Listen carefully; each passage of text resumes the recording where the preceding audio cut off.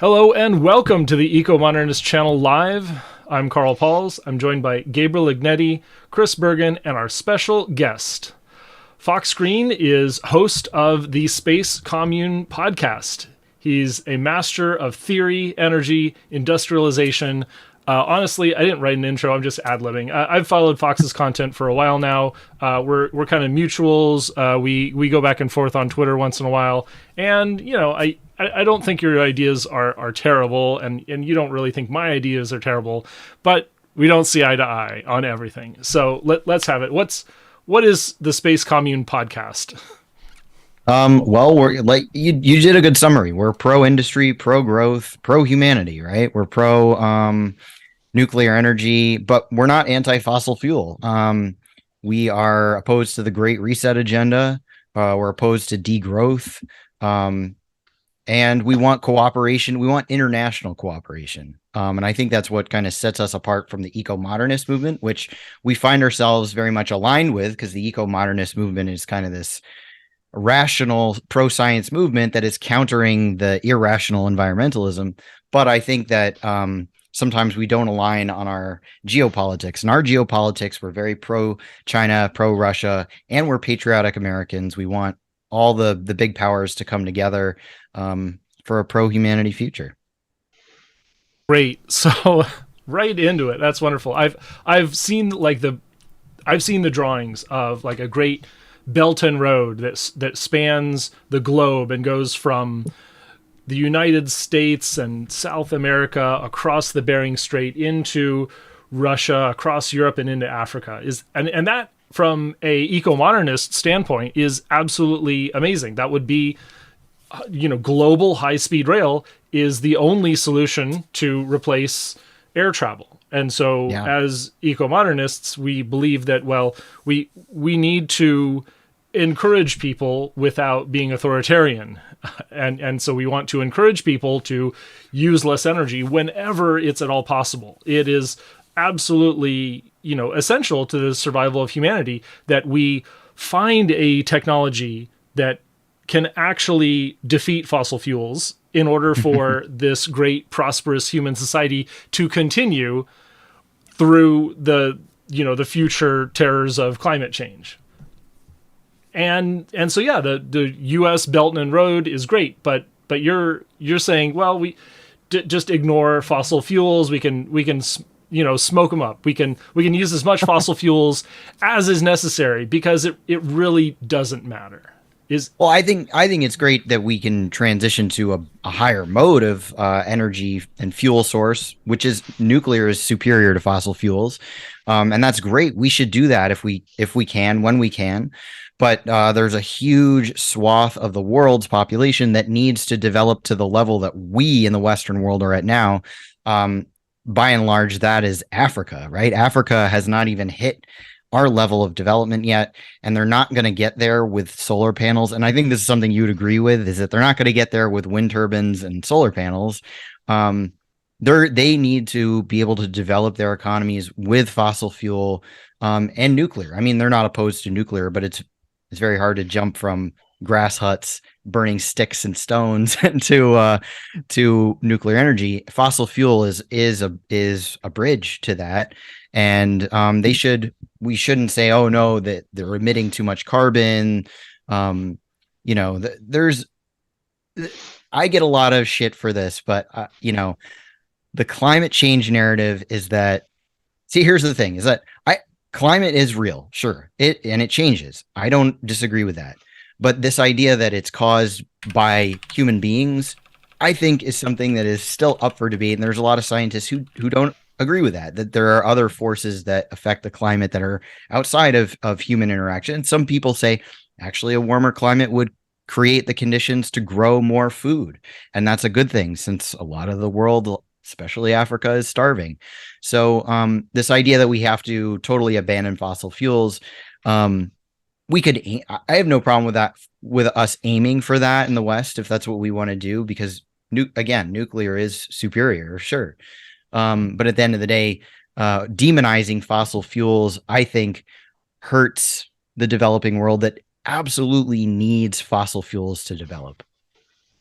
Oh, well, here we are. I can't really accept that there is a firm science behind the idea that we can use fossil fuels forever. However, there's also no firm science supporting the idea that we can turn off the fossil fuel spigot tomorrow. And you're exactly right about Africa. Is that the the industrial development needed to make Africa a modern country? We need to bring the global south into the first world, so to speak. We need to give everyone the capabilities needed to survive and thrive.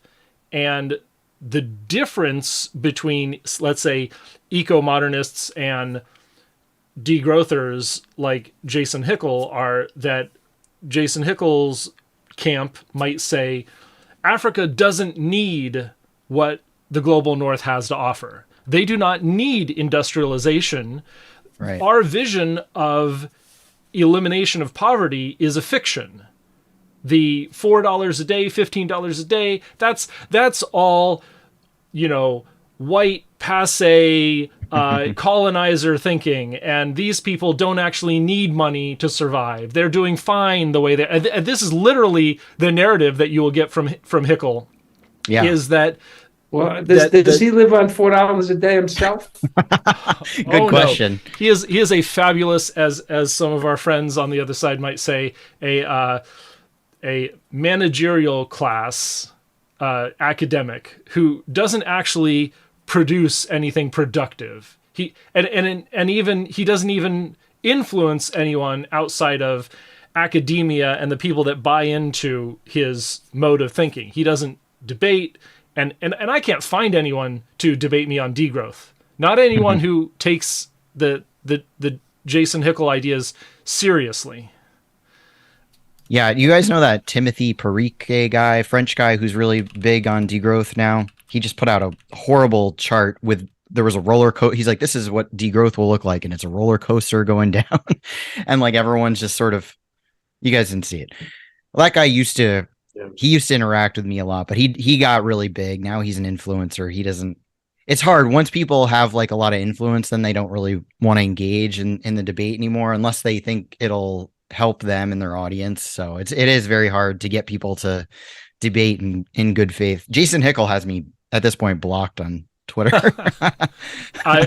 I wouldn't be surprised if I got blocked by Hickel the more I interact with his fans. They all shrink. They shrink away. I bring up the sources. I'm like, look, here is the prescription. He cites, oh, well, here's the plan for degrowth, and that is we all join, we turn our homes in suburbia. We don't go to urban cities. We don't densify our population like eco-modernists believe.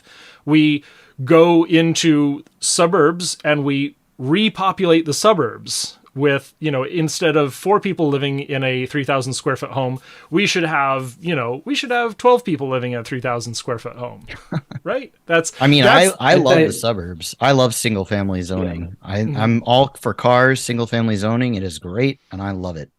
Right. But would you live with 11 other adults?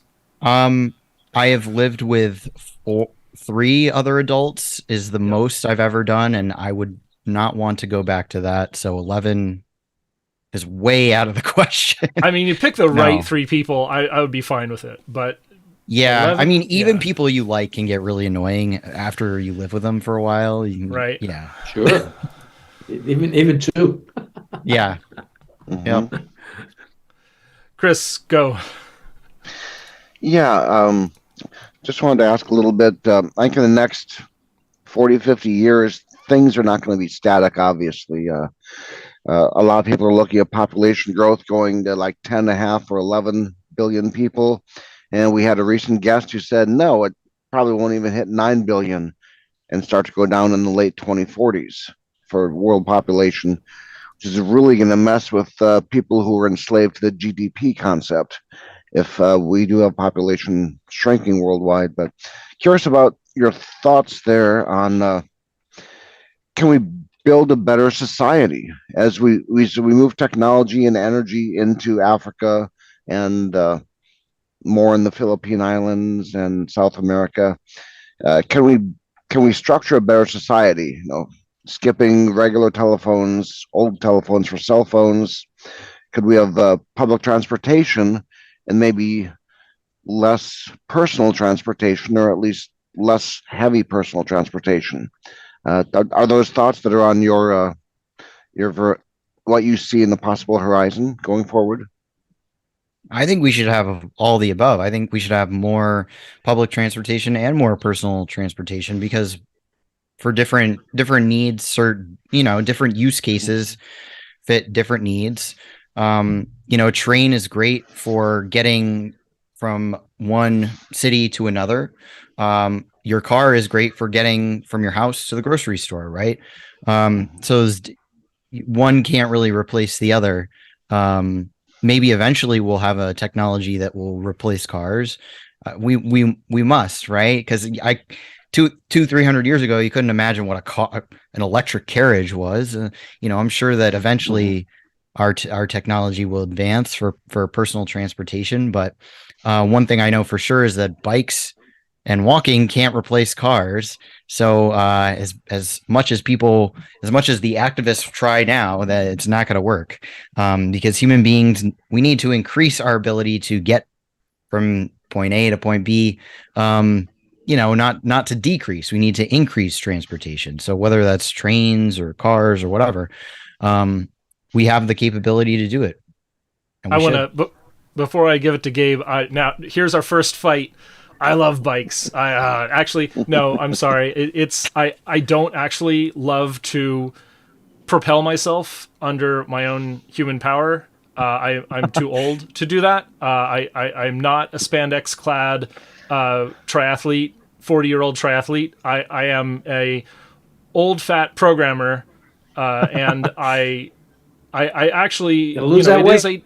I'm losing weight, yeah, but it's a challenge. It's a challenge to go from zero to bike commuting anywhere, and so this is why it's great that we have electric vehicles, electric bikes, personal electric vehicles, enormous personal EV scooter one-wheel community here in Seattle. Amazing. We go on Saturday night, we break all the traffic laws. We are a menace to cars on that 2-hour period every Saturday night, just straight through the downtown core, and it's great fun, but also we sort of watch each other's backs. We move as a group. We try not to run red lights too often, but I know there are some people who love to keep the group together and blast through critical mass style. You're like a little roving gang. Yeah, we are. We're an EBike gang. EBike gang. Let's go. So, but you have this perspective, Fox, about the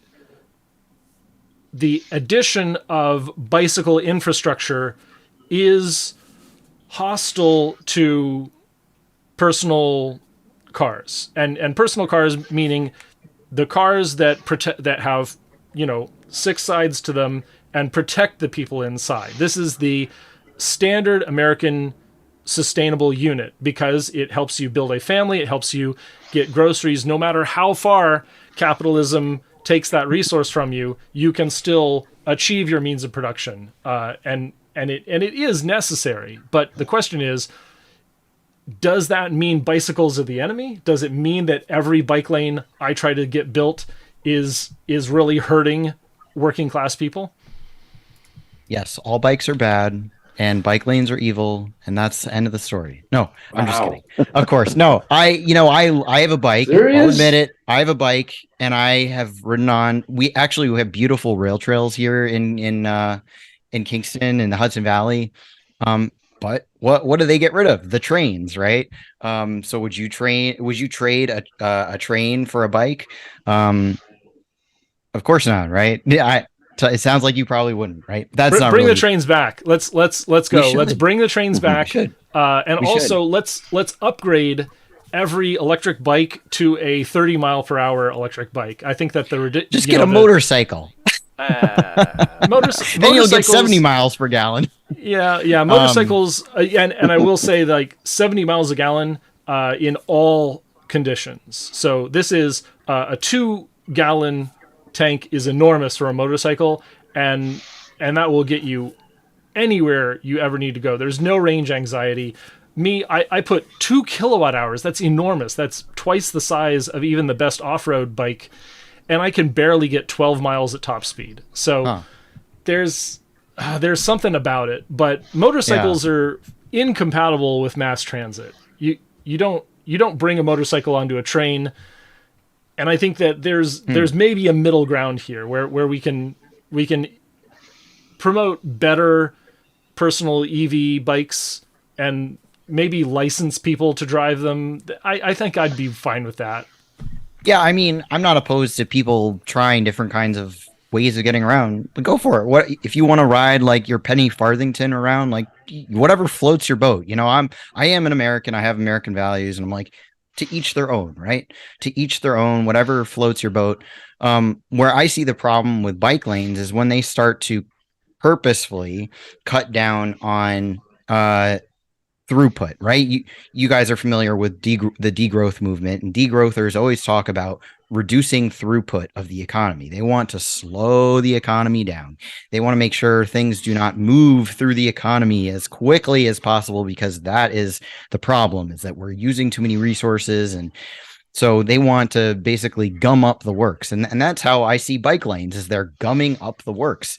It makes it harder for delivery vehicles, for emergency vehicles to get through areas, you know, and they actually do. They want to slow traffic. They call it traffic calming, I think is what they call it. But it's actually, they're just slowing down traffic. So, you know, I don't really see that. Doesn't that depend where the bike lanes are? Yes. Though? Yeah. Like, okay. So last summer, I went to Martha's Vineyard, and there's bike lanes like built all over the island because it's a vacation island. And like people just kind of bike around, go out to eat, you know, go to the beach, and there's like dedicated bike lanes. And that's perfect. That is like the perfect use for bike lanes, right? It's when it's like forced into communities, which also has the effect of sort of gentrifying neighborhoods sometimes, because it attracts people who don't really have to get around as much. They can kind of work from home and go to Trader Joe's whenever they feel like it. And the people who actually have to commute in order to do their jobs, you know, more lower working class people, it makes it so that their neighborhoods are more appealing. The rents go up because there's these bike lanes. So it's just sort of a gentrifying mechanism that doesn't really help. It kind of helps in the deindustrialization of our cities, I should say. Our cities that should be industrialized, our cities that we should have jobs, things should be moving, things should be flowing. And if a bike lane were... So actually, Alex and I were just watching a video of, I forget which city, a very modern city in China. And it was just a video of them driving around the city, and you could see they're getting around really well. And there are these walkways that would go over the streets. There are these beautiful pedestrian walkways. So here's a way where you can have like the flow of traffic and the flow of pedestrians and the flow of all different kinds of,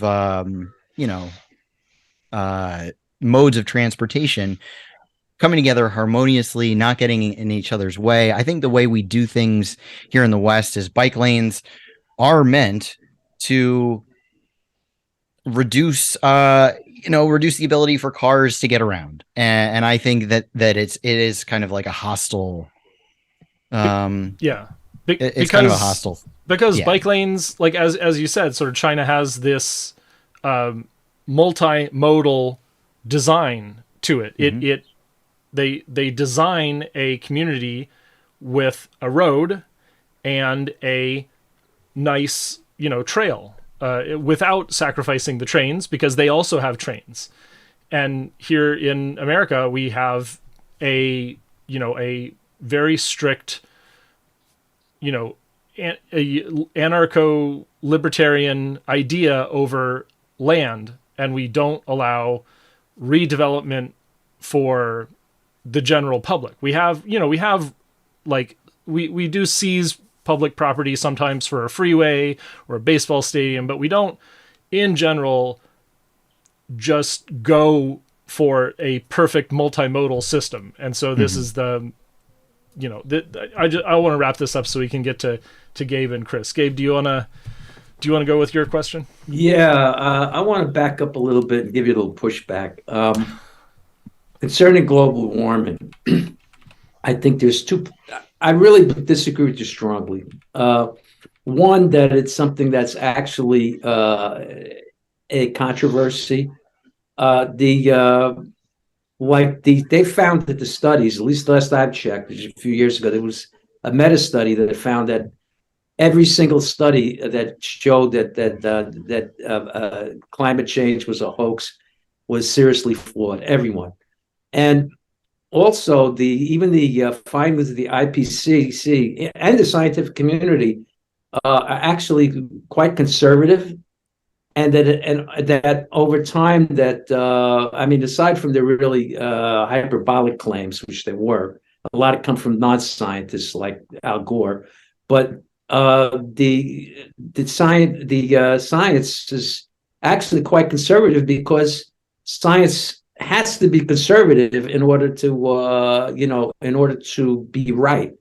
They can't go out on, they don't go out on a limb. That's not what science does, even if there's some evidence, or even if there's a bit strong evidence, and especially the IPCC, which, remember, is the Intergovernmental Panel on Climate Change. And the governments edit what they put out and influence it. And actually, even the fossil fuel industry is hooked up with the IPCC, with the UN and all of that as well. We spoke about that. Also, as to the third world and fossil fuels, I think you're half right, because yes, it's not something we could just get away from. Yes, that they need it, but renewables and nuclear should have a major role to play in slowing that down, because the people who are going to be hurt the most when the climate gets hot are people who are in the equatorial climates, and those are the third world. I think renewables, if you're getting electricity during the day, that's fabulous if you have none. And nuclear can be brought into the third world. The Chinese are doing it, the Belt and Road Initiative. Yeah, that's part of what they're doing. So, and one more thing, I'd like us to kind of get into international cooperation and talking about that, because we kind of went out of a tangent. So anyhow. Yeah, we can put a pin on that. We'll get back to internationalism. Chris, how about your question? Yeah, I was just gonna take it back. I agree with most of what Gabe just said wholeheartedly. But also on the general transportation and building out transportation. I drive a commercial truck now, and before that, I drove a taxi cab 16 years. I know traffic pretty well, personal experience, and for expanding traffic and roads and such to Africa and other places is a bad idea, I think. I'm all for people having a personal vehicle, whether a bicycle, motorcycle, or a small electric car, a glorified go-kart, if you would, for things close to home, 10 minutes, 30 minutes away. But if people are traveling more than that, we should have convenient public transportation so that people can hop on that and just go someplace else. And I think rather than people having 100 homes with 200 cars, and each of those 200 cars get used a few hours a week, I think it'd be better to have community cars where 100 homes might have 20, 25 cars that they share between them, especially if they're auto driving cars, which are beginning to be something that is trustworthy. But people could just say, "Hey, I need a vehicle in 5 minutes or in 1 hour to be somewhere." And if it happens to be rush hour, then yeah, you have to share going to and from your community. But then otherwise, yeah, have vehicles that are running 15, 20 hours a day that are shared for a community, and have all the like, get rid of most of this congestion traffic, which is wasting a lot of fossil fuel energy. And fossil fuels are good for things besides transportation. They should be good for chemical use as well, industrial uses, not just personal on a whim. I want to go to the mall. So I'd give some moderate pushback on everyone having a car going forward, but the trick to that would be to have multiple lanes of subways, multiple lanes of trains going between communities, so that we can have constant trade movement going both directions, whichever way, so that society can flow in that manner. So the first thing I would say to all that is that I would say how Africa wants to develop their transportation infrastructure is totally up to them. I have no say in that. If they want to share cars, if they want to do electric cars, if they want to do gas cars, it's up to them. You know, they should be able to develop their countries, their continent the way that they want to. That's what I would say to that. With the IPCC, I've definitely heard of scientists who have tried to drop their name from the IPCC. One in particular who went to court because even though they were using his information incorrectly, and he rescinded his support of the IPCC, they left his name in anyways, and he had to go to court against them. So here's the thing about the science. I hate to talk about the science because science is something that's constantly evolving and changing, right? Our understanding of the world, the way we see it now, it's not going to be the way we see it in 100 years. You know, it's always this, we make creative discoveries as human beings. So this idea that the science is decided on this climate change issue, I think is a little bit short-sighted. That being said, I told you guys before, I'm a graphic designer by trade. So I'm not a scientist. I'm not a professional. My opinion of it has always kind of been that I don't know. I'm not qualified to have an answer on on a scientific answer on anything. All I know is the data is the results. I look out my window, I see what's going on. Also the fact that we've had less climate deaths have decreased over the years, right? We have less climate deaths than we did 50 and 100 years ago. And why is that? It's because we've been able to develop our nations. We've been able to build infrastructure. And we've been able to do that because of fossil fuel.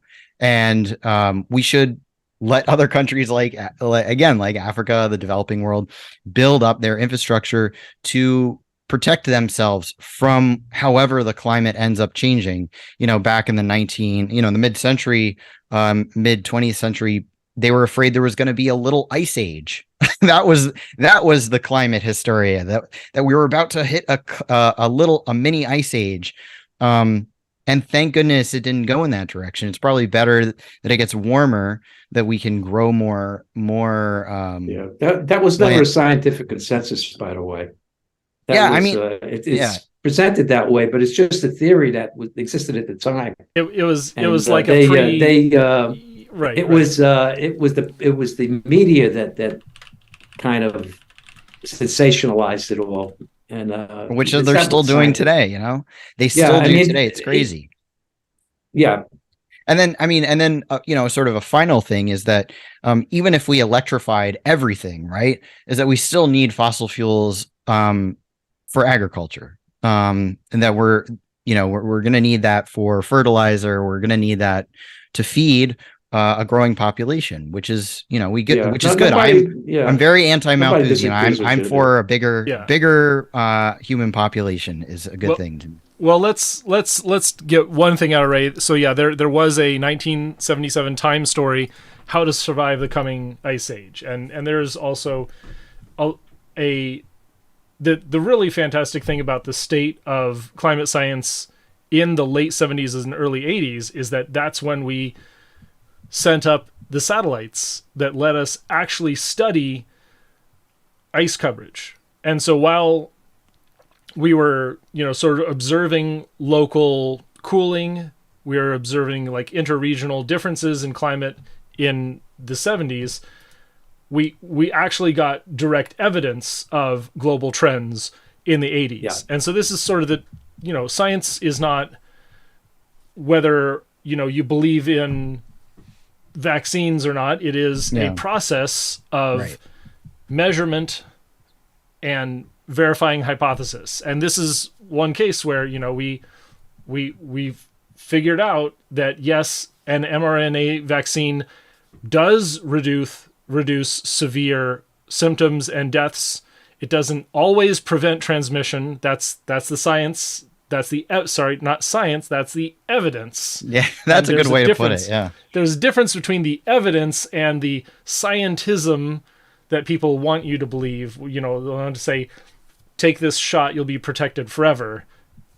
It's not always so black and white. And so while climate, yes, we have global evidence based on our satellite readings, but we don't know that it's getting hotter and drier everywhere. Climate change means it is getting wetter in some places. It's getting wetter in Southern California this year. They are drenched in rain, and Seattle is looking really dry this year. It's crazy. It's things just don't go the way we think they are. And that doesn't mean that science or the scientific process is wrong. It means that we have to update our evidence. I want to get us steered a little closer back to the distinction, in fact, the distinction between degrowth and the international cooperation and eco-modernism side of things. So when we're talking internationalism, what's the vision for the future of human development? Win-win cooperation. Yeah. Win-win development. There's this idea that we live in this zero-sum game world where one country has to develop at the expense of another country, and it can never be that all the nations together can build up their commerce together, have reasons to not bomb each other, right? If we're connected through trade and we're interdependent through trade, things like that, and cooperation, and we're growing together and we're win-win cooperating, we have no reason to blow each other up, right? That could usher in a new era of peace. If we say, no, me building up my infrastructure and my economy, and you building up your infrastructure and your economy, and then we do trade together, and it amplifies everything. That is a good situation to be in. And I think a lot of the rest of the world is waking up to that situation because they're being provided an alternative paradigm now with de-dollarization, and how the US is, kind of getting dethroned as the king of the world, right? I definitely see it that, the US is not interested in competing. We're not interested in promoting things like nuclear energy abroad, and that's a topic that we covered fairly recently with the Taiwan and the 123 agreement. The process by which China and Russia are embracing the developing world in a way that the US is kind of hesitant to do is pretty exciting. I think that especially when it comes to nuclear technology, whether it's the Russian sort of franchise model or the Chinese, financial investment model, they're both exciting. And I wish that we would escape the anti-nuclear Green Party rhetoric of the 80s and start to actually develop a nuclear export program that we used to have, like Atoms for Peace. Yeah. Wonderful idea. If we would only have stuck with the mission of building up countries so that we have less motivation to go to war. That's a vision I can fundamentally agree with, even if I disagree with your perspective on a few current events. Yeah. I know. Wouldn't it be great if we exported our nuclear technology the same way Russia and China did to the developing world, and we grew those bonds, and instead of bombing countries, we could instead of bombing, dropping nuclear bombs on smaller countries, we could give them nuclear energy, and then they get built up, and they, but then that runs the risk of them not being subservient to the Western Empire, and Yes, that's why the yeah. Western Empire has not been incentivized to do that. Right. But the world's changing, which is a good thing. Yeah, UAE, I'm tempted to go there for COP28, but I don't think it'll work out this year. UAE signed on to be a vassal of the United States when it comes to their nuclear program. They're not allowed to take uranium and enrich it like Iran is gung-ho to do. They are buying American fuel products that is really smuggled and marked up Russian uranium. And that's the way it is. And so it is this, it's literally controlled opposition. It's a marketing and sales pipeline racket that makes, it makes either you're Iran, you're a Russian vassal state, or you're UAE, you're an American vassal state. And when it comes to Saudi Arabia and their new relationship with Iran, this is completely upset the U.S.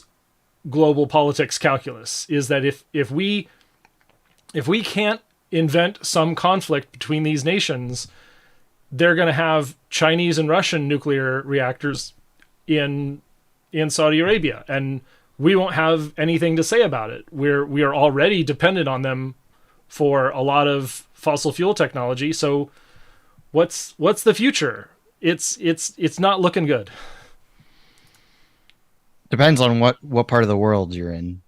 In some parts of the world, it's looking very good, but I will say things are looking rough for regular Americans like ourselves. I think what we really need to do is push this idea that like Russia and China are not our enemies. People say, "Oh, they're our enemies." They're enemies of the parasitic people who are have installed themselves in our government, in our NGOs, the people funding all these climate hysterics who are actually anti-science, but then claim other people to be anti-science and climate deniers. We need to say no. The rational people are taking back over. We're taking back control of our country, and we don't want to be the muscle that prevents the rest of the world from developing. We don't have a choice anymore. That time is ending. And Americans are they're going to be uncomfortable for a little while. But the quicker we are able to take back control of our government, I think the quicker that transition will be, and we can join the Belt and Road Initiative, and we can rebuild our nuclear infrastructure rather than dismantling it constantly. I think we are actually putting a few new ones online, right? But they're SMRs. They're not quite the full. So yeah, the state of nuclear in America is we just connected our first full-size reactor in Georgia. Took enormous amounts of money and time because it's our first of a kind of this AP1000. We gave the plans to that reactor to China, and they actually finished the design and started building them there. They've started building dozens of them, and we just barely finished our first one thanks to, capitalist corruption and obstruction by Greg Yatsko. So really not good stuff, not good representation for how to build an industry.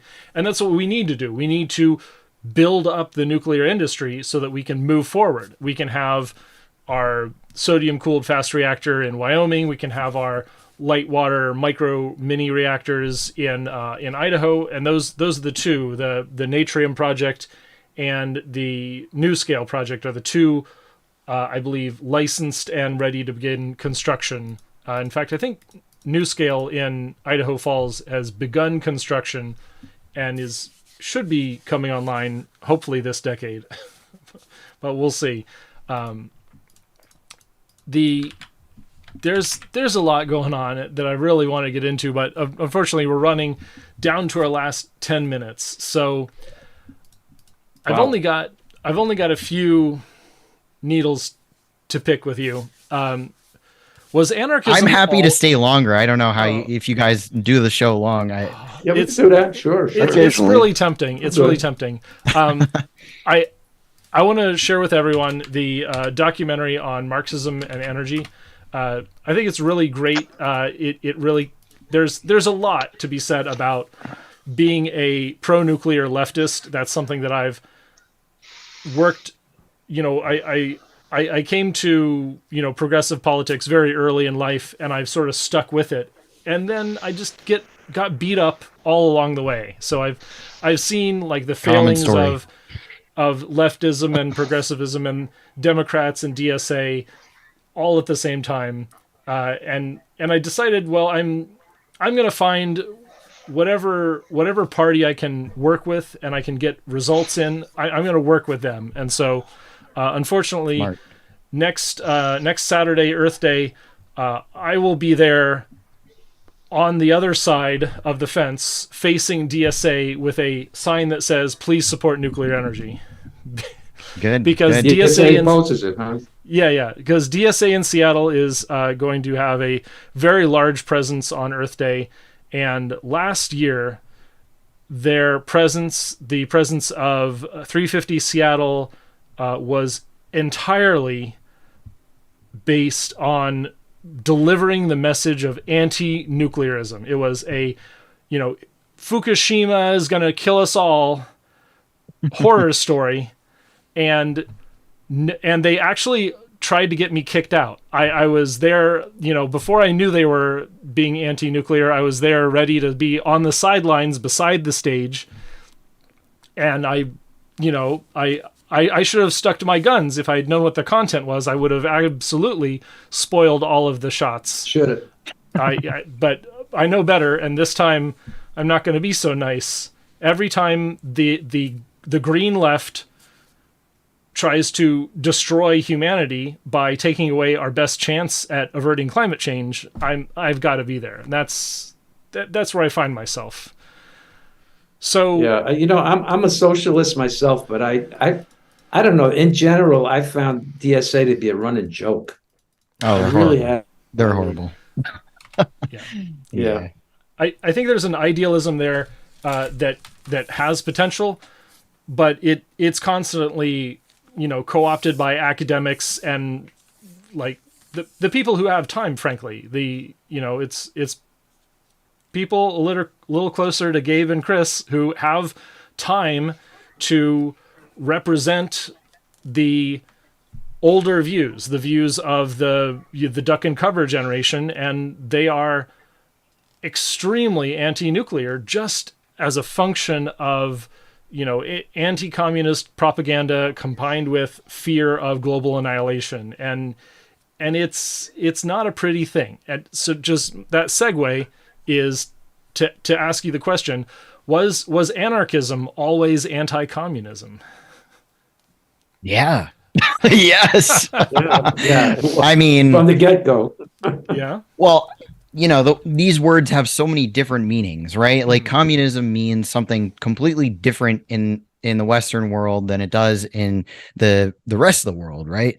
Communism is seen as actually a people's movement, a populist working class movement, whereas here in the West, like you just described, it's a bunch of like, academics who are just bored and idealistic and just want to enforce their whims on the public because they know what's best, right? That's kind of the cliche.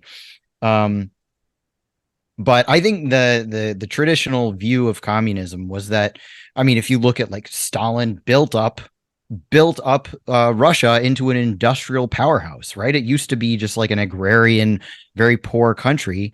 And Lenin and Stalin, they built up Russia into an industrial powerhouse that defeated the Nazis, which is an amazing thing. What happened after Stalin was a lot of degrowth stuff. And you get people like Mikhail Gorbachev, who is part of the Club of Rome, total Malthusian. And people think, and that's a lot of what is about, what Marxism and energy is about, is this transition from being a people's industrial power movement into being this sort of leftist kind of like back to the land, degrowth.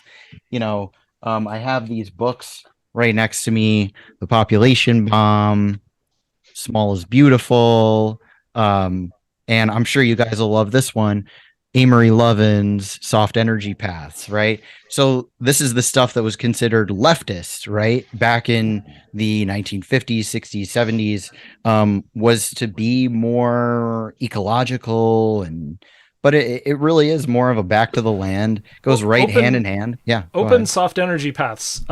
Read. Who's the publisher? Yeah. Good question. I have not. What's that have to do with working people? Yeah, exactly. That's my question, because the left used to be about absolutely working going to get to Soft Energy Paths and Harper Colophone, is that what you're looking at? Harper Collins. Okay. Sorry, it is the Amory Levin's, his initial book was funded by Friends of the Earth. Okay, yeah. And he leveraged that into Rocky Mountain Institute, which was it was an organization that really focused on divesting.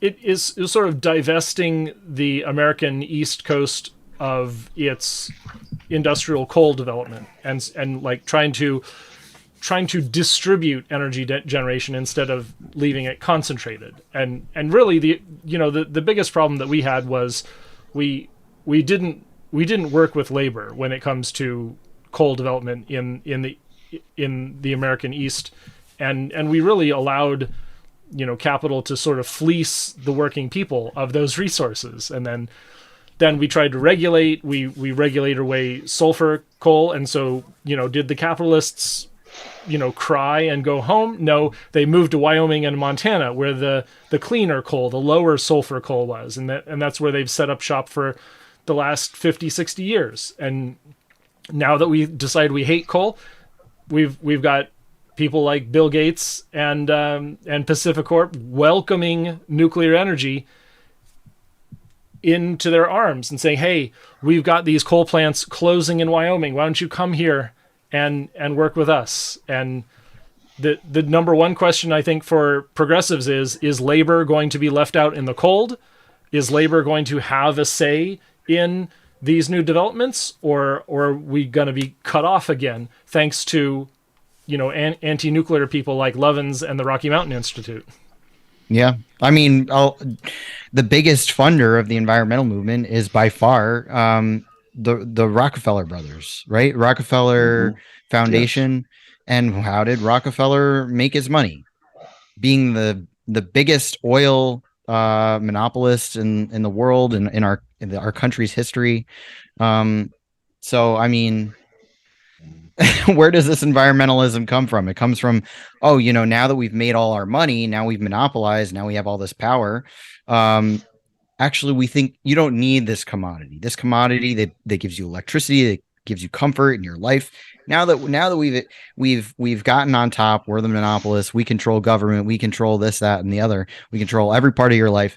You know what? You don't need this anymore. We need to roll things back. Actually, fossil fuel is really bad. Fossil fuel is your enemy. Don't look at me, Mr. Rockefeller. I'm not your enemy. The fossil fuel is your enemy. The fuel that brings heat into your home when it's 0 degrees out, that's your enemy, not me, Mr. Rockefeller, who's telling you. Let me reshape or redirect this argument. It's you don't need fossil fuels. You can have wind and solar. Great. They work. They're there all the time. Just listen to NRDC. Don't look at the man. They're not even there all the time. They need the backup. Don't look at the man behind the curtain. Don't look at the Chesapeake Energy Corporation and who they fund and what which politicians Chesapeake Energy has donated to. Yeah. They're behind the curtain, and they will keep the wind blowing via natural gas and the sun shining via natural gas. Yeah. So, no, I know. Yeah. It's ridiculous. It's crazy if you look at the whole history of who's been on what side of these arguments. And that nuclear used to be called the fuel that was too cheap to meter. Too cheap to meter. Meaning, no, that's like, not quite correct, but well, it was a vision for the future. It was close. Yeah, right. Obviously, it was going to be like cell phones. Meters are a waste of time on your cell phone. It's going to be the same thing that way. Yeah, or water. water. Right. It's so abundant that it would just be like drinking water. It'd be something that we just have. And that would, how helpful would that be to the working class, right? A working class proletariat, working people would totally benefit from having their electricity be so cheap that it's just there all the time. What a wonderful world that would be. You could actually be a blacksmith. I think it's potentially possible. Yeah, I think it's potentially possible, but I mean, not in the short term, but it's potentially possible that nuclear could make energy too cheap to meter.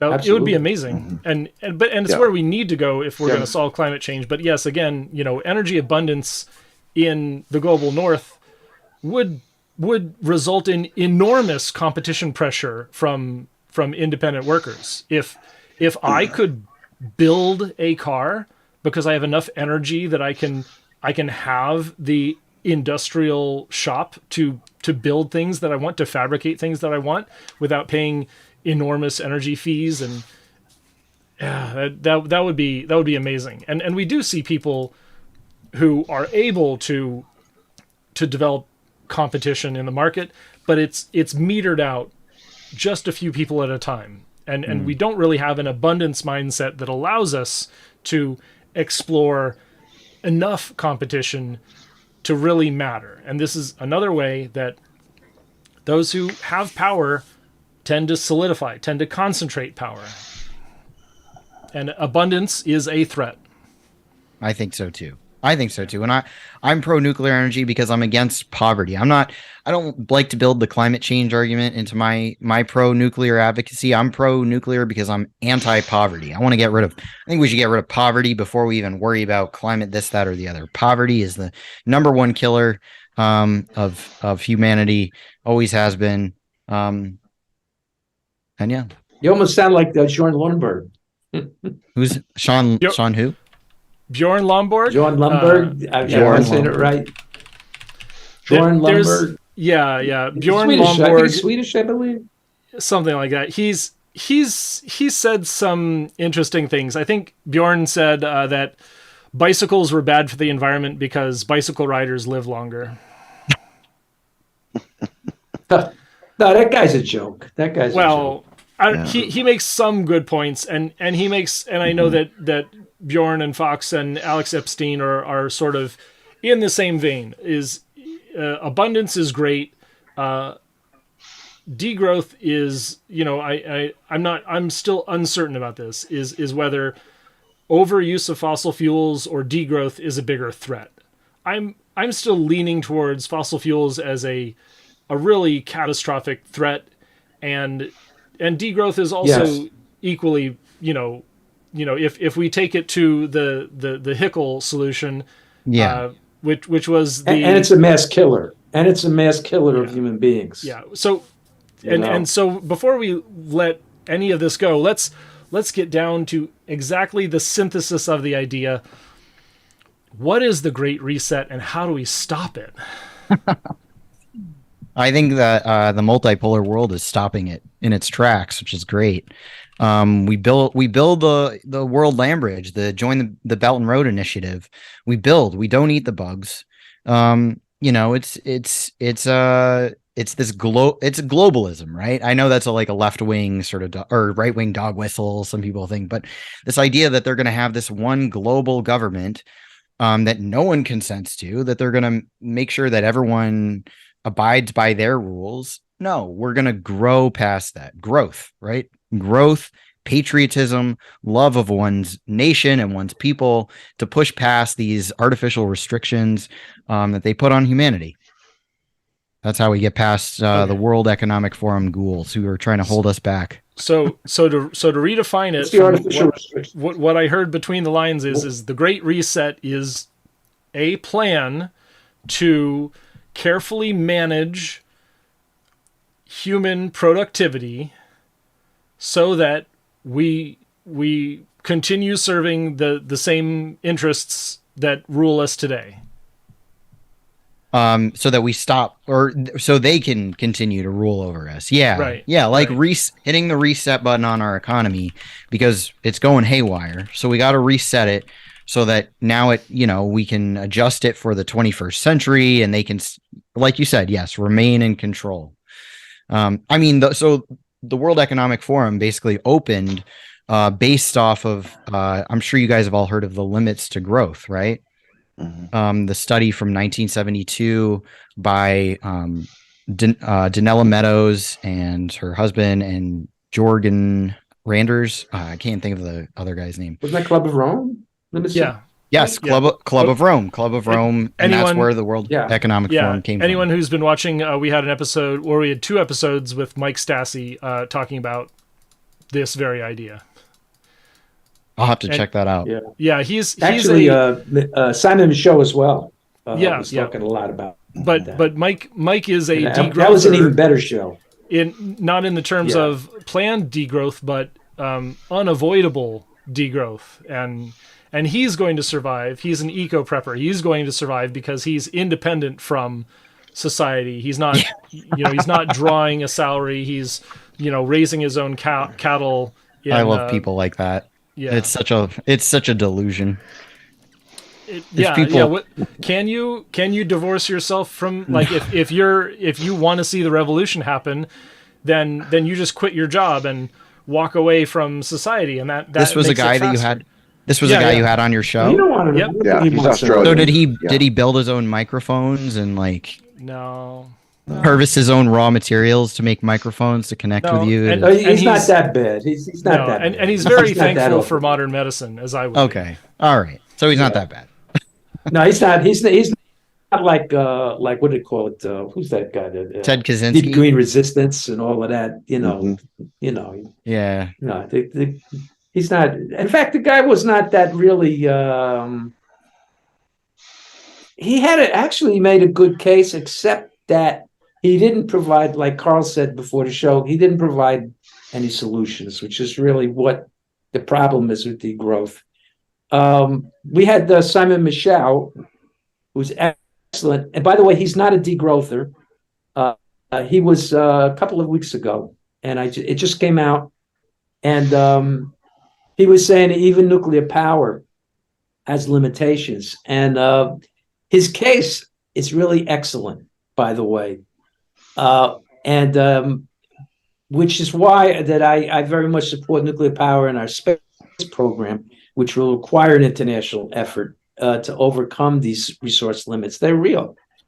But one thing I had kind of a conversation with him after the show via email, and I pointed out to him that because he put up this thing about, well, even if we put 25 nuclear reactors, if we produce worldwide a year, we'd only reach 60% of decarbonization by 2100, I believe.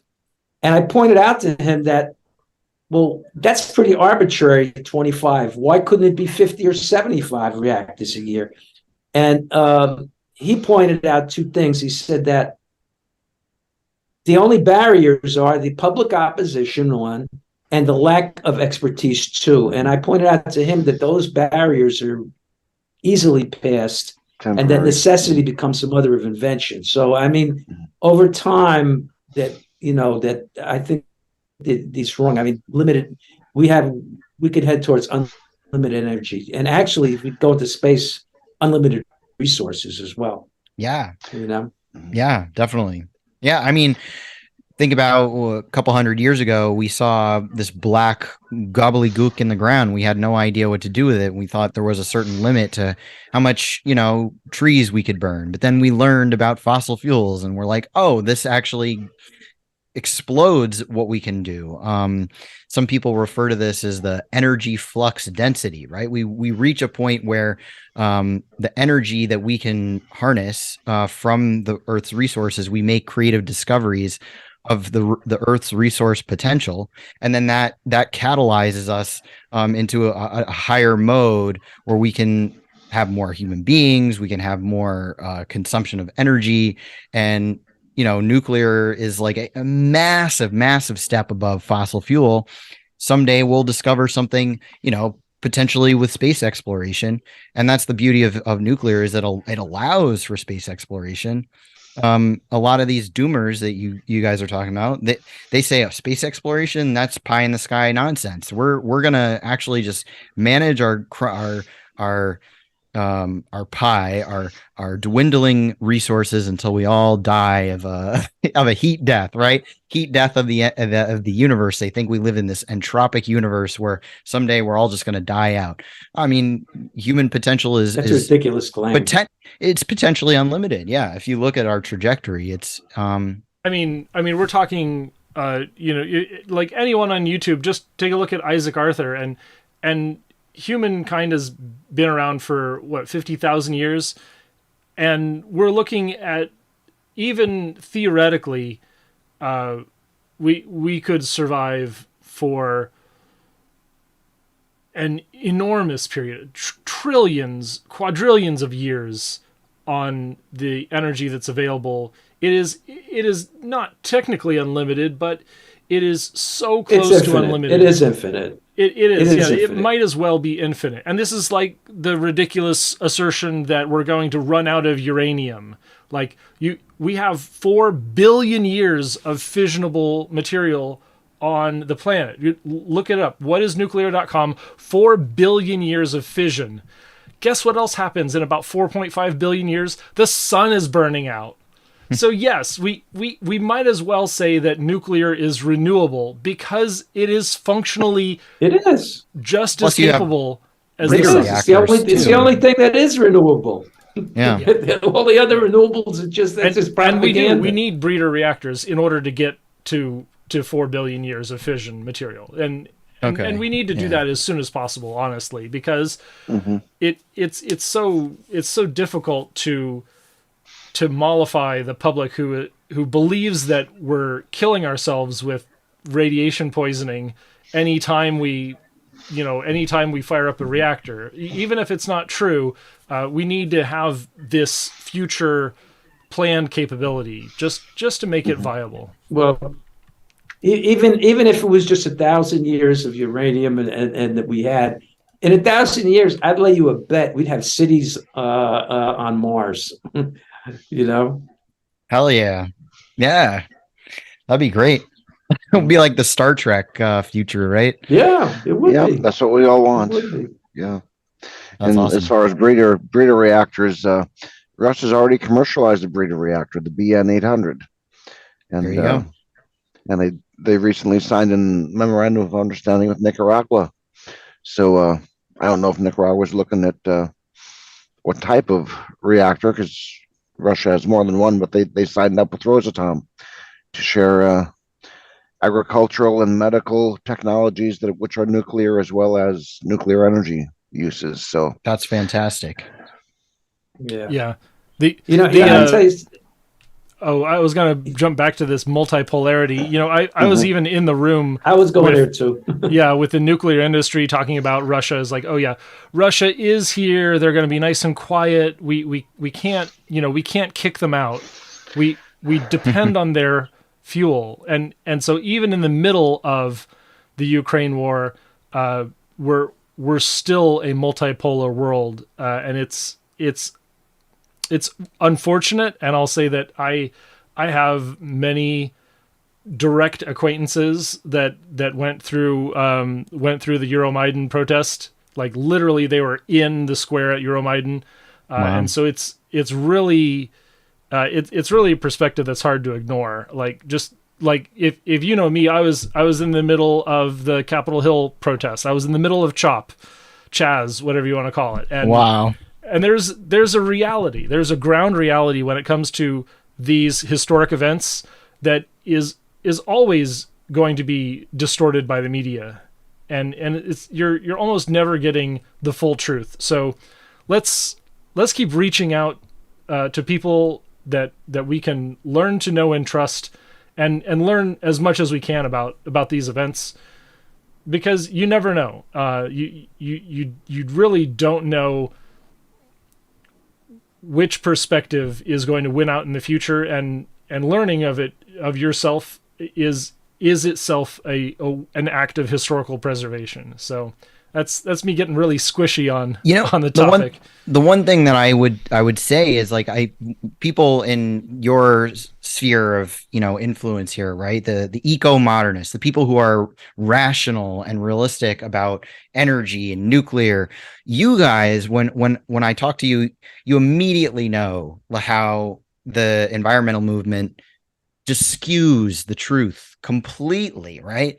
You guys are so familiar with it because you deal with it constantly. You're like, the truth is one thing, and they say the exact opposite, and the media runs with it, and that's what the general public hears, and then they don't know what to think, and they start thinking the wrong thing.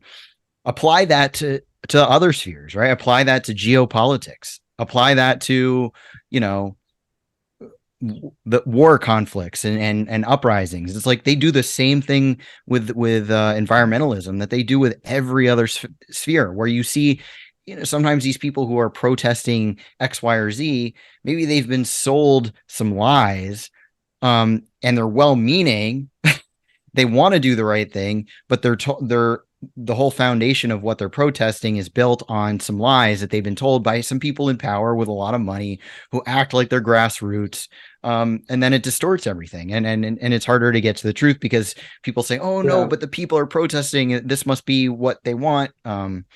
So yeah, we have to be scientific, right? I don't know, maybe this has something to do with why they get so much press.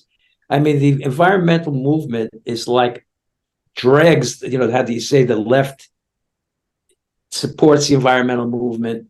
The environmental movement drags down the left maybe more than anything. And because the left used to be about prosperity.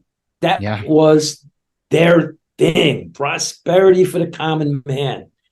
And now, it's like but that's not what modern day environmentalism is about. It's about the exact opposite. Living with less and having solutions that are that it's like a Rube Goldberg machines that they want us to build, and if they ever succeed, it will be it'll just decimate left, because it'll be a tremendous failure, a tremendous waste of money, and it'll be a golden opportunity in terms of climate that was just passed by. Yeah, it's nuts, right? Well, I recommend. So Carl referenced the Marxism and Energy a few times, and it's a long documentary. It's like an hour feature length. But there's a whole section on this thing called the Congress for Cultural Freedom, which was a CIA program that happened in the 50s, I believe, after World War II, where they basically threw all this money into identifying people who were Marxists or leftists or communists, but people who emphasized identity politics and interpersonal issues over class struggle and class solidarity. So they changed sort of the way the left operated in Western nations, in the US and in Europe, is they turn the left, and they call it the New Left, right? They call it the New Left movement of the 60s and 70s. And it took on the environmentalist cause and all these causes that were moving people away from class solidarity, working class solidarity, and redefine the left into what it is now, which is screaming about identity politics, dividing people up into every single different identity block. You have this need, white people have this need, black people have this need, and we're all separate, but it almost starts to sound like it's racism inverted. It's like woke racism. And this was a project of the CIA, of the Central Intelligence Agency, to basically mold the socialist movement in our country into something that would be compatible with and not pose a threat to their agenda. And if I can, I've followed you on this a little bit, and I can't fault you for the positions you take, but I also think that we could be more strategic in recapturing intersectionalism on the left. It's the difference between identity opportunism and actually breaking down systematic oppression is the mission. And maybe it all came from the CIA, maybe it's all an op. It doesn't matter, is that people are corrupt, and people who are in power, left or right, will use their power in order to elevate themselves and suppress others. And so that is, this identity opportunism. Oh, look at me, I am a XYZ minority oppressed person, so you should listen to me only. Yeah. And there's a difference between, oh my God, yeah. I want to listen to all of you. I want to listen and build all of you up, not because you are special, formulated minority intersections. I want to listen to you because we have this great confluence, this great network of intersecting oppressions that we all suffer together. The common struggle. I suffer from, racial oppression in some ways. I suffer from gender oppression in some ways. It doesn't manifest the same way, but I can benefit when we break down gender and racial oppressions. And that's the difference. Well, you know what? Between being on mission and being opportunistic. Go ahead, Gabe. I think in the first world, what the left consists of, for the most part, is a cackle of academic edgelords. I agree. I agree. Yeah, no, I don't see much there in the left as it exists now. I am open, and this is the thing, as somebody who has studied sort of Marxist, Hegelian, you could say, thought, is that things change over time. Everything changes. Nothing is, A does not equal A. You never step in the same river twice. That, someday the left dialectics. Yeah, exactly. Dialectics. Someday the left might actually be the leading voice. Lincoln was the party of the Republicans, right? Roosevelt was the party of the Democrat. It goes back and forth, right? But you have to identify what is the progressive force at the moment. And I think that's been, and you sort of touched on this before about how you tried to get in with the DSA, but you have a terrible experience. Most normal people have a terrible experience at some point with the DSA, because you bump up against this thing where you're like, what are we doing? We're not actually helping people. I thought we were all here because we want to make a better world. What is going on? And that's the state of the left now. It is just, it operates as a reactionary force. It actually props up the worst elements of our ruling class by acting as if they're the ones we're the progressive force. No, we carry the mantle. I just attended an anti-war rally in Washington, D.C. When was that, last month? And it was socialists and libertarians coming together, a lot of sort of more right-wing people and left-wing people coming together to protest the war. And a lot of leftists got mad at this because they said, no, we're supposed to be the ones leading the anti-war movement. But they dropped the ball. They totally dropped. There's no anti-war movement now, So there was a vacuum. Absolutely right. Absolutely right. And that's the thing, is like, I disagree with, some of the right-wing libertarians on a lot of stuff. But if we can come together for what's important now, which is turning our country around, most people can agree we're just in this irrational moment where we're literally shutting down our nuclear plants. We're not rebuilding our infrastructure. we're stagnating, and we need to turn. We're throwing our money at wars which have nothing to do with us, ostensibly, right? Yeah, well, yeah. I mean, there really is no real left. I mean, it's like, and I could give you the biggest evidence for it, because I hear MAGA all the time talking about communists, and they're talking about the billionaires are the communists. Yeah. And these people believe this shit. And if in the 1930s and 40s, if anybody said, nobody would say that. Anybody would say that would have to be locked up in a padded cell. Yeah. Back then, because everybody knew who the communists were. I mean, I'm not a communist myself, but it's they put the freaking billionaires on a firing squad. Right. Well, they call Klaus Schwab. People don't even know it because because there is no if there was a real left, nobody would be saying that. Nobody. Exactly. No, exactly. No, I know they call Klaus Schwab a communist. And I say, you know what? You want to call Klaus Schwab a communist and you think he's evil? Okay, I agree with you. Whatever. He's the bad communist. Whatever. Who cares? The point is that you identify him as an enemy of working people around the world. And that's the point, right? We need to get back to working class politics. Exactly. I think most people just would agree with that naturally. People are sick of this. But you know what? I guess I'd like to swing more into this thing about full spectrum dominance and our lack of cooperation between nations, because that is really being pushed by the United States and Western Europe. And I love my country too and everything, but really, I think there's two things that are going on. One is that the arms industry is like the tail wagging the dog, and they control Congress.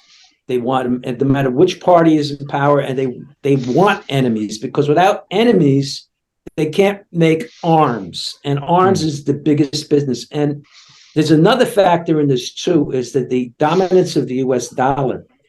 The U.S. dollar is the reserve currency of the world. Not anymore. Well, it still is. It still is. It's changing, but it still is. But what the thing is that if the United States did not have full dominance, and you had a multipolar world, the dollar would lose that edge, and that edge is tremendous, because that's what allows us to print money like it's going out of style and not having like a hyperinflation. It's because we're the reserve currency. But anyhow, I'd like you to speak to that a little bit, because I think that's very important, because it's so it's so ridiculous that we would even contemplate having American troops fight Russians or Chinese, no matter how bad that government is. I know. It's just off the wall crazy. And if we don't have cooperation in space, I'm afraid that we will not get into space and be able to mine space in time to overcome the problem of resource scarcity, which is a real problem. Sure. Yeah. I mean, exactly. I mean, the weather is a problem, right? Like, natural disasters kill people, and we should band together to fight these things. Yeah, absolutely. We need to return to a physical economy in the United States and the Western world, right? I mean, now Germany is shutting down. They're deindustrializing Europe so that they can bring some manufacturing back to the US, probably because they see what the writing on the wall. But we really need to return to a physical economy in the entire West, right? We need to build things here. For so long, we've outsourced our labor to China, and that's how they built up their country. It's time to bring jobs back, right? Bring jobs back to America, and not in a way where we're, we have to beat you. Well, the thing is, like, China beat us. We're mad. U.S. touts, the Western world touts competitive capitalism everywhere. Well, the Chinese beat us, and now now the U.S. wants to throw out the game board. They want to throw over the monopoly board. The question is, how do we transition so that we don't throw over the monopoly board? We don't degrow the monopoly board and blow up all the existing infrastructure. We have to build upon what's already here. And that's returning to a sentiment that our country was founded on, is that we're meant to be a sovereign nation that does not interfere with the business of other countries, that everyone has the right to freedom and building a better life for them and their progeny, and we need to return to that in the US, and we need to build and manufacture things, and we can only do that if we have strong energy infrastructure. Energy is the backbone of industry. It is. Quick question. Do you feel something similar to the Monroe Doctrine should go both ways then? So that we stay out of other people's business unless they ask for help, and they stay out of our business for the most part. Yeah, I think we should stay out of each other's affairs. Let all all the different countries. That's the nice thing about China, is that they're specifically saying they're not trying to export their way of life. Every country, like I said earlier, every country should be able to develop the way they want to develop. And we should build friendly relations, and we should build trade instead of wars. The nice thing is that most working people agree with this sentiment. It's just a tiny minority of aristocrats that have kept our system hostage for so long and used it against the rest of the world. I think American people naturally want to go in this opposite direction. And it's just a matter of getting there. It's a matter of, but we got to wake up, because a lot of us have been kind of quiet, kind of just sat back, let things go, enjoyed our cheap goods. And I think that's where a lot of the environmentalists leverage that sort of angsty pessimism, where they're like, oh, it's just a consumerist society and we consume too much, and the way to fix our problems is to consume less and degrow your energy and live off the grid and this, that, and the other. But that's just an individualist kind of response. It's not a mass response. And it's working an impossible dream too. You have to be really wealthy to want less. If you grow up without anything, you're like, I don't want, you want more until you get to a point where you're affluent and comfortable, and then you're like, oh, I have too many things I'm so sad about. It's like first world problems, right? Mm-hmm. Go ahead, Chris. Let's start to wrap this up. Yeah, that sounds good.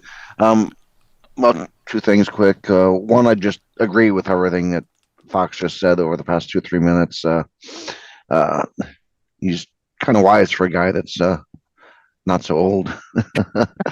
And but also on the thing of China, the competition, I don't understand some of the gibberish that people talk, because we gave them the Magna Quench Company almost 20 years ago. And China bought it. The U.S. allowed them to buy it, and so they got the technology for how to process rare earth elements and do really useful things with them. We gave that to them, a company out of Indiana. Also, they had an agreement with the United States for a little over a decade that we would share all non-military, hence non-weaponization, uses of nuclear. We gave them everything we had, all of our research, all the things that were going on in the universities, and then we cut them off. And my understanding is that James Hansen and a few other people, including Schellenberger, went to China. This is probably 5, 6, 7 years ago. And a graduate student said, hey, how are we supposed to get better at all this nuclear technology stuff? You stopped sharing with us. Well, the agreement ran out. And they were supposed to share everything they had with us. Well, they had a little bit of knowledge, and the U.S. had huge amounts of knowledge. And so they came off better. China has outplayed the United States for 30, 40 years. I think partly that may be because the ruling party, the actual Communist Party official members, many of them have PhDs in geology, physics, medicine, whatever. They're engineers and scientists. And engineers, That's what's yes, running the place. they're Yeah. smarter. Not so much anymore. I think they're starting to get more political science type people like the United States has, but they're still smarter. And also, one of their biggest board games is not Monopoly, like the United States, where we have such a shallow thinking. It's not chess or check. They have Go, and those Yep. Go boards can be huge. They can have a couple thousand squares on them, and that's the way the Chinese are thinking, and they are outplaying the United States consistently because we're wrapped up in ratings and GDP by hour. And Chinese are thinking long term, and they're outplaying us because of that. Yeah, that's the difference. Wonderful. Yeah. Yep. Well, I'm gonna bring us to a close. Fox, why don't you tell us again, sort of the focus of your podcast? Maybe you have something in the works you want to promote. I'll drop a link to Space Commune. That is our guest Fox Green from Space Commune has been a great guest. So what's the next thing you're doing? We are working on a project about ecological civilization, which I think you guys will find very interesting, sort of countering degrowth narratives and whatnot. But we've been putting out our podcast quite a bit lately. The last one we're actually going to release tomorrow. We did an interview with a farmer in Kenya and his opinion on fossil fuel. I highly recommend, because we, as comfortable Americans, we can talk all day about fossil fuels. Listen to what somebody from Kenya has to say, a farmer from Kenya, what he has to say about fossil fuels. It's going to be a really awesome episode. We just talked to somebody from Indigenous Resource Network. They're pro-development indigenous people who are countering the environmentalist movement, which is great. We have great guests on our podcast. We put out documentaries, we put out essays, which you can find on our website, spacecommune.com. Follow us on Twitter. Wonderful. So I'm going to send our Twitch audience here to another China enjoyer, Dan Simpson. So all of you on Twitch, you get to enjoy some China train videos and other China React videos. You are here on Soyatl on twitch.tv. That's Seattle without the C, add in some soy. On YouTube, you're here at the Eco-Modernist channel. And as well, you could be at Soyatl on Kick. You could be at Thorium on DLive or a couple other different channels. This is even up on my personal LinkedIn and my Twitter right now. So all these networks, come and watch us every Sunday, 2 p.m. Eastern, 11 a.m. Pacific, the Eco-Modernist channel live. And remember, the mission's first, peace and justice will follow.